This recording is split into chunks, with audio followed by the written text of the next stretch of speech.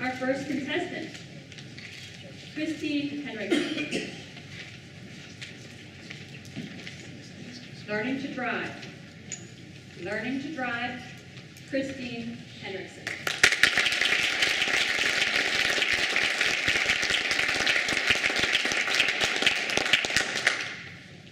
My hands gripped the steering wheel. My heart pounded and sweat beaded on my forehead as the police officer slowly made his way up to my window. He rapped on the side and rolled it down. Yes? Ma'am, you brushed one of those cones back there. I need you to run it again. Madam Contest Chair, fellow Toastmasters and honored guests, learning to drive is not easy. Most of us have been driving for a long time. Long enough, in fact, that we are guilty of going on autopilot. You know what I'm talking about. When you drive down that familiar stretch of road, and instead of thinking about the road, you're thinking about something really important, such as, should I get that donut before or after Toastmasters? Or both. Only to come to a minute later and realize that you've missed your exit. We have all been there. But do you remember what it was like that first time you learned how to drive? I do. My dad took me to a large, empty parking lot. I could not wait to get started. I knew I was going to be great. Christine, my dad would say, you're a natural. And of course, all my friends would want me to drive because I was going to be that good. So with my hands on the wheel, I was ready to go. But before I could start, my dad had some instructions. Christine, always keep your eyes on the road. Always keep my eyes on the road. Got it. I'm a natural. But my dad kept talking. Now up here is your rear view mirror. You want to check that periodically to see what's going on behind you. And I'm thinking, Dad, how can I always keep my eyes on the road if I'm checking my rear view mirror? But you don't argue with the person who's letting you drive their car. So I smiled and nodded, and I was ready to go. But my dad kept talking, and he said, you've got your side view mirrors here, one on the left and one on the right. And my heart started pounding a little harder.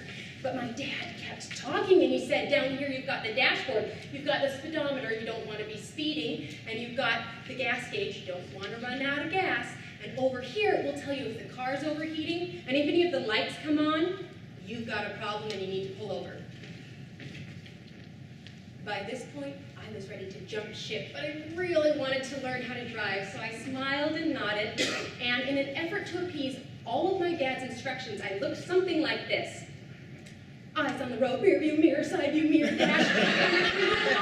And looked like one of those bobbleheads. To make matters worse, my dad decided that I needed to learn to drive in a manual transmission. So my smooth ride looked something like It was a long first day. A few days later, my mom took me out driving in an automatic transmission. Bless her saintly heart. And as we got out onto the main road, she told me to make a right turn. Right turn, no problem. I'm a natural. So I turned right, and I turned right, and I turned right up onto the sidewalk and almost hit the fence.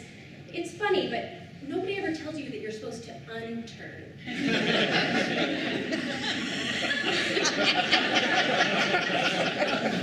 Learning to drive as a teenager is not easy. So here I was a few years later with a police officer rapping at my window. Where was I? I was at a police officer training facility. Why? That summer I had landed a job as a camp counselor.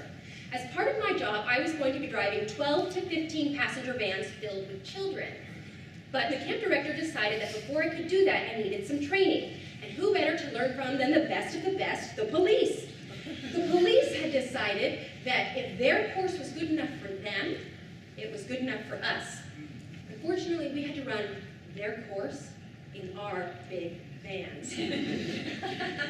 I remember it clearly. We went out and there were a series of cones set out, and the officer said, I want you to weave in and out of these cones at high speeds. Then he came up and said, now I want you to reverse the cones at high speeds. What did the police officers think I was going to be doing in a van filled with children. I can only imagine they were preparing me for a scenario like this. Kids, we're going to go up the canyon. Hang on tight. I'm going to be going at high speeds. Oh no, there's an animal in the road and no place to make a U-turn. Don't worry, kids. I've been trained.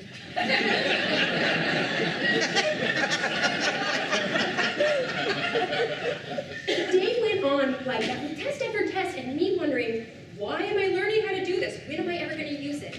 We got to the last test. Once again, the officer strode up to my window. He leaned in. I want you to gun it. Now, when you think gun it, you think the Fast and the Furious, with the wheels spinning, rubber on the road, smoke going up into the air, maybe the car goes over a jump and flames shoot up with bullets whizzing overhead.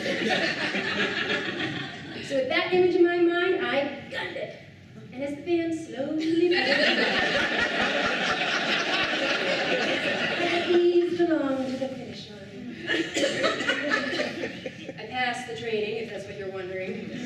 But what did this all mean for me? Well, I will tell you what it means. It means that the next time you are on the road and you are passed by a mom in a minivan driving backwards with a donut in her mouth,